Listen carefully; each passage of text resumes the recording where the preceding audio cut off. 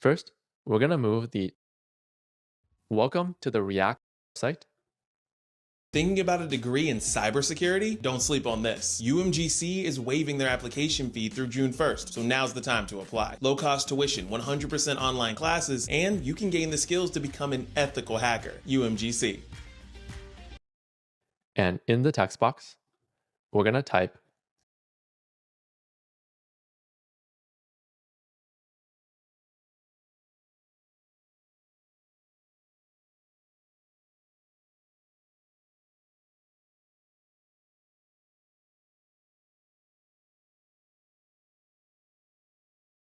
hello, and then press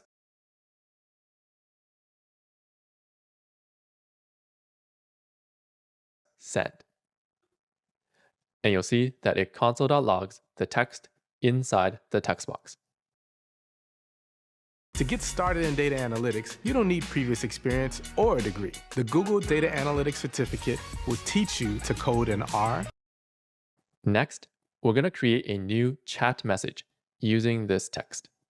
Let's go back to our code. And if we scroll down in our code to the chat messages component, we already have code here that adds a new message to chat messages. So let's just select this code and we'll copy, and at the top, inside send message, we're going to paste. And we can remove this console.log. And we'll scroll back down. And we created this function and this button for practice, but now we don't need it anymore. So we can actually remove this code and remove this practice button. Now let's scroll back up. And we're going to use this code to add a new chat message. However, we have a problem here. We don't actually have access to set chat messages inside this component, because this is inside a different component. To solve this problem, we're going to learn a technique called lifting the state up. First, we need to visualize the components in our app. So we have an app component, which represents the entire application. And inside, we have a chat input component and a chat messages component. Inside the chat messages component, we have some chat message components. This is called the component tree because it looks like the branch of a tree. And this helps us visualize the structure of the components in our app. Currently, chat messages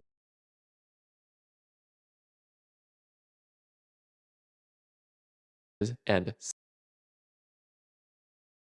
set chat messages are located inside the chat messages component. But we want to use it in the chat input component as well.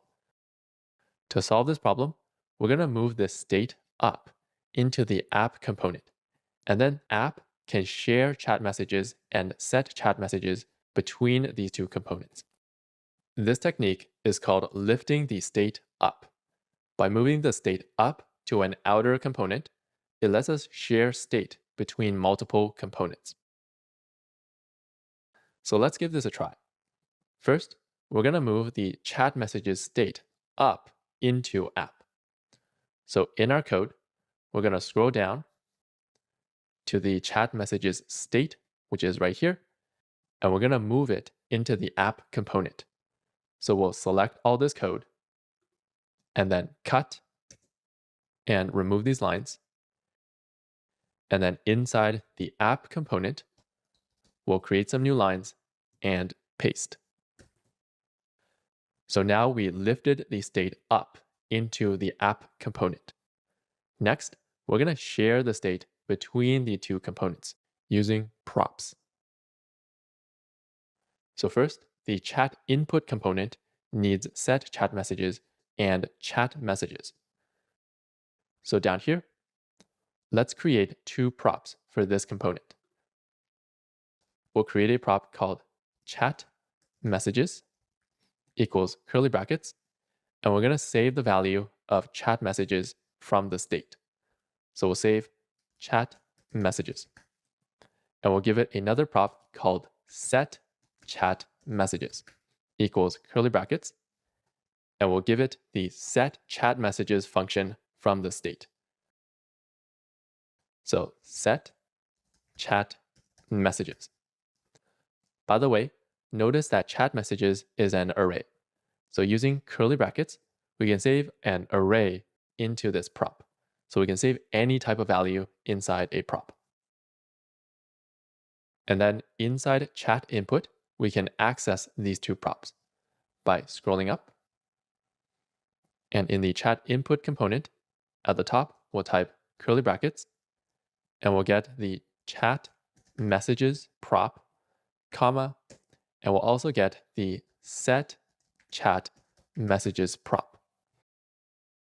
And now this code has access to set chat messages and chat messages. Next, let's go back down to the chat messages component. So here, we just need the chat messages array to generate the HTML. So let's provide chat messages using a prop. At the bottom, at the chat messages component, we're going to add a prop. Chat messages equals curly brackets, and we'll give it the chat messages array. So here, chat messages. Now, I want to talk about the naming convention used here. You'll notice that the component, the prop, and the data all use the same name, instead of using names like this. This is the naming convention used in the React documentation. The documentation tries to use the same name for many things, like the component, the props, and the data. This keeps things simple and consistent. We don't have to come up with different names every time, and when we look at other people's React code, the names will be the same. So don't worry, it might be a bit confusing at first because many things use the same name. The more you work with React, the more you'll get used to this naming convention. And we'll get lots of practice in this course. Imagine being able to build an app with your name on it, just by thinking about it. Meet Base 44. Now, to access this prop, we're going to scroll up. And up here, we'll type curly bracket, and we'll get the chat messages prop. And now this code has access to everything that it needs. Let's save our code and then check our website. And you'll notice that everything still works. We just lifted the state up into the app component and shared it between chat input and chat messages. Let's go back to our code. And we're going to scroll up to the chat input component. So now that chat input has access to set chat messages, let's use it to create a new chat message. So when we click send, we're going to run set chat messages, and we're going to give it a copy of the chat messages array with a new message at the end.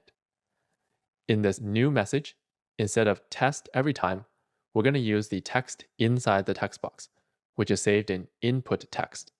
So we'll remove this and replace it with input text. The sender will be the user because we sent this message, and we'll give the message a unique ID. And that's it. This will update the chat messages array with this new message, saved in input text.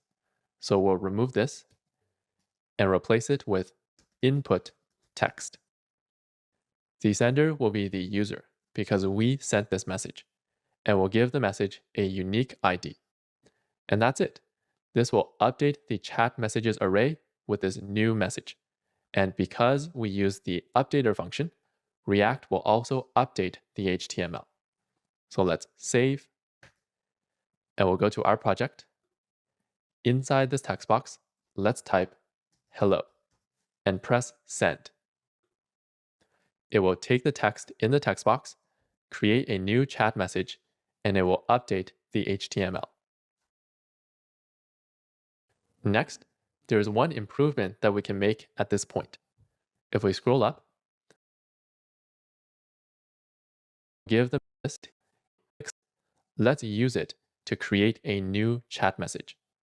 So when we click send, we're going to run set chat messages, and we're going to give it a copy of the chat messages array with a new message at the end. In this new message, instead of test every time, we're going to use the text inside the text box, which is saved in input text. So we'll remove this and replace it with input text. The sender will be the user because we sent this message, and we'll give the message a unique ID. And that's it. This will update the chat messages array with this new message. And because we use the updater function, React will also update the HTML. So let's save, and we'll go to our project.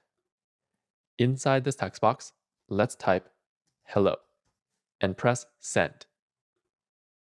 It will take the text in the text box, create a new chat message, and it will update the HTML. Next, there's one improvement that we can make at this point.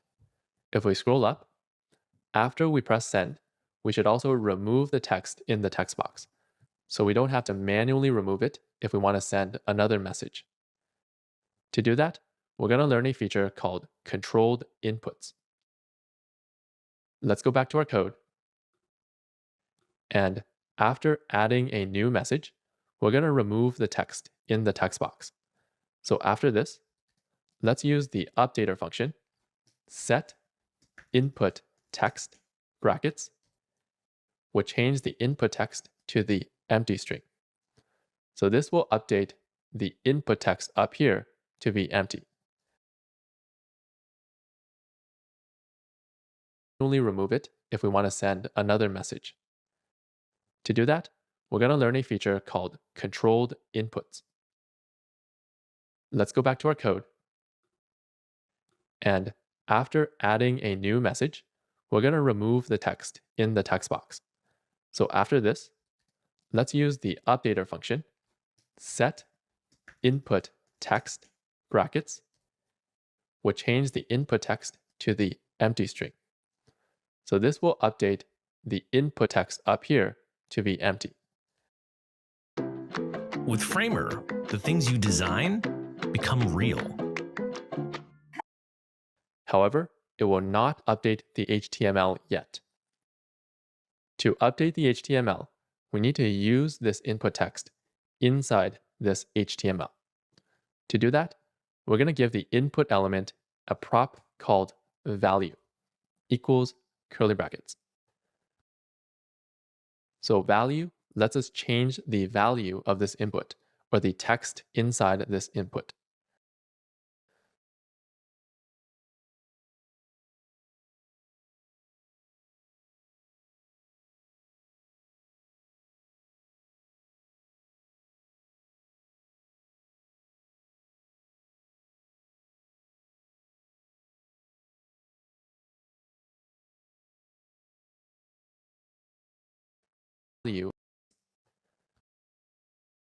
So value lets us change the value of this input or the text inside this input.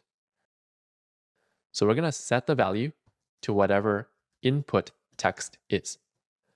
So now if we set the input text to be empty, this will set the value to be empty as well, and it will make the text box empty. Let's save. We'll go back to our website. Inside the text box, we're going to type hello and press send. And you'll notice that it makes the text box empty after we send. So let's go back to our code. And this is called a controlled input. Using the value prop, we can control the text inside this text box using our code. The last feature we're going to work on in this lesson is if we scroll up, after we send a message, we're going to get a response from the chatbot. To get a response, we're going to use another external library. So we'll scroll up to the script elements up here, and to add another external library, we're going to add another script element. And we're going to give this element the source attribute equals double quotes, and we're going to give it the URL of the external library. Now this is another external library that I wrote. So let's just copy one of these URLs up here with super simple dev, and we'll copy. And inside here, we're going to paste. And then at the end, instead of react.js, we're going to load chatbot.js and save. So now let's take a look at the code in this URL. On Windows, you can press Control and click this link.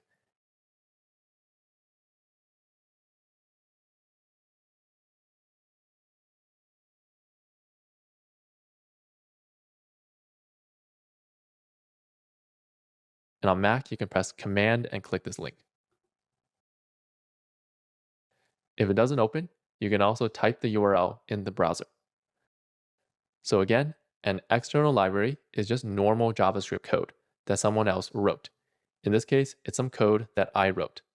And this JavaScript code creates a simple chatbot. This is an object, and it has a method called getResponse. We just have to give it our message, and it will return a response. So now let's use this external library. We'll go back to VS Code, and we'll scroll down to chat input. And now after we send a message, below this, let's use the chatbot external library to get a response. So the external library creates a variable called C chatbot. This is an object, and it has a method called .getResponse and brackets. Between the brackets, we're just going to put the message that we sent, which is input text. So in here, we'll type input text. And getResponse will return a response. So let's save it in a variable using const, and we'll name it response equals this result. And next, let's just console.log the response to see what it looks like. Console.log the response and save. And now let's go to our website, and we're going to close the external library for now. And then we're going to click this text box, and we'll type the message hello and press send. And now inside our console, it will display the response from the chatbot. And the chatbot responded with, hello, how can I help you? So using the chatbot external library, we're able to get a response from the chatbot. The last step is we're going to display this chatbot response on the website. Let's go back to VS Code. And to display the response on the website, we can just add another chat message using setChatMessages. Because this is an updater function from the state, React will automatically update the website as well. So down here, we'll remove console.log. And let's just copy paste this code up here to create a new message. So we'll copy, and then down here, we'll paste. And here, the message should be the response from the chatbot. So we'll replace this with response. And the sender is going to be the robot this time, and we'll give it a unique ID. So now let's save this code and try it out. We'll open the website, and then in the text box, we'll type hello and press send. And if we look at the website, it sort of worked. It displayed the response from the chatbot on the website. This is your brain when you're struggling to focus. And this is your brain when you're in the zone. However, it also removed our hello message. So why did this happen? Let's go back to VS Code. And if we look at this code, here we updated chat messages by making a copy and adding a new message at the end. However, in React, state does not update immediately. The state is updated after all of the code is finished. So here, all of the code is not finished yet. So chat messages is not updated to this new array immediately. So when we get to this here, all of the code is not finished yet. However, in React, state does not update immediately. The state is updated after all of the code is finished. So here, all of the code is not finished yet. So chat messages is not updated to this new array immediately. So when we get to this point in the code, this chat messages is still the old array without the new message that we added up here. And then we take the old array and we add the chatbot's response, and we essentially lost our message.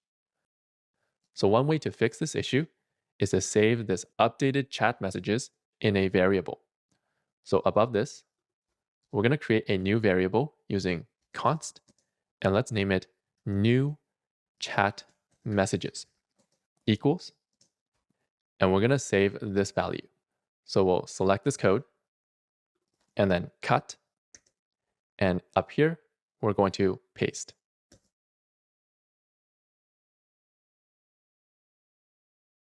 A new variable using const, and let's name it new chat messages equals, and we're going to save this value. So we'll select this code and then cut, and up here, we're going to paste. And we'll set the chat messages to this variable, new chat messages. So this does the same thing as before, except we saved the new chat messages in this variable. And then down here, instead of making a copy of chat messages, we're going to make a copy of new chat messages, which contains our new message that we just added. So now it will have our message, and we're going to add the chatbot's response. So now let's save this code and go to our website. In the text box, we're going to type hello and press send. And it displays our message, hello, and the chatbot's response, hello, how can I help you? Let's try another example. In the text box, we can type, can you flip a coin? And press send. It will add and display our message, and it will add and display the chatbot's response, which is sure you got heads or tails. And everything is working correctly. So as you can see, state is another way that React helps us create websites easier. All we have to do is update the state, and React will automatically update the website. We don't have to update the website manually ourselves. And that's it. Using state, we created the functionality that we need for this project. In the next lesson, we'll style this with CSS to make it look like the final chatbot project. And that's the end of this lesson. In this lesson, we saved the data for our website using arrays and objects. We generated the HTML using .map and the key prop. We made the website interactive using onClick and onChange. We learned state, which is data that changes over time and is connected to the HTML. We used the updater function to update the state and update the HTML at the same time. We learned the array destructuring shortcut.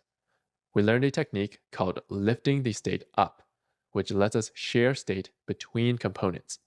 We made the chat input component interactive and created new chat messages. And we got responses from the chatbot. Here are some exercises from the chatbot.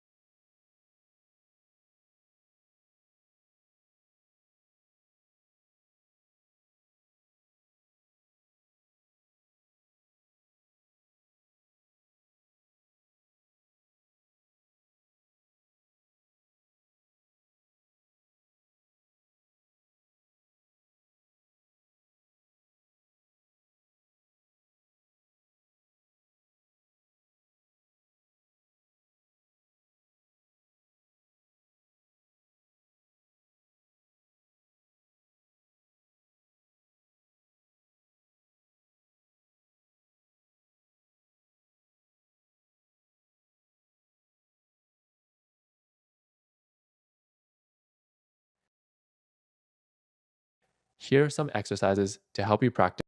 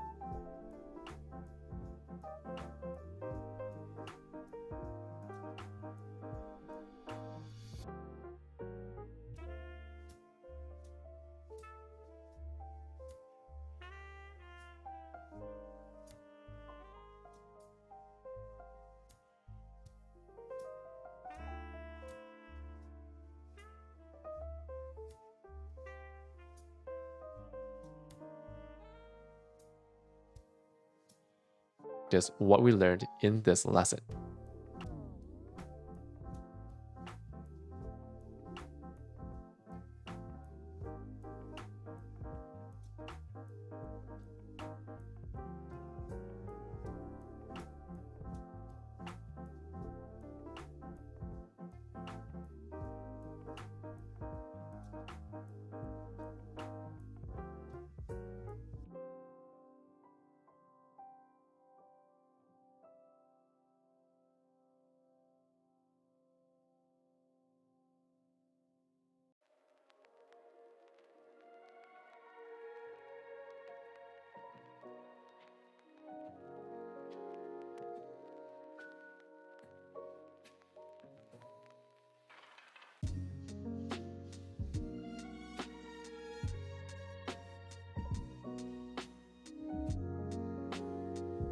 Here are some exercises.